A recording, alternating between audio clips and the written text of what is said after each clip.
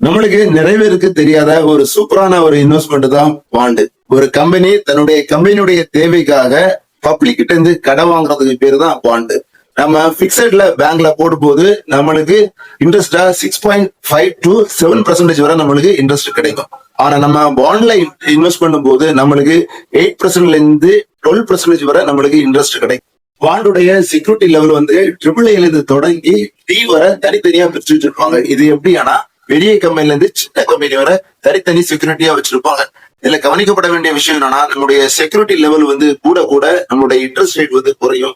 Security level வந்து குறைய interest rate வந்து கூடும்.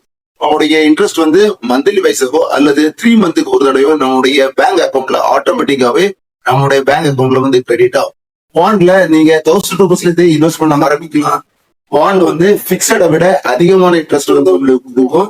இதுல வர இன்ட்ரெஸ்ட் எடுத்து நீங்க மியூச்சுவல் ஃபண்ட்லயோ அல்லது ஸ்டாக்லயோ நல்ல அனாலிசிஸ் பண்ணி நீங்க இன்வெஸ்ட் பண்ணும் போது உங்களுடைய ப்ராஃபிட் வந்து டபுளா இருக்கும். 1000 சேஃபா இருந்தாலும் இன்வெஸ்ட் பண்ண போறது உங்களுடைய காசு.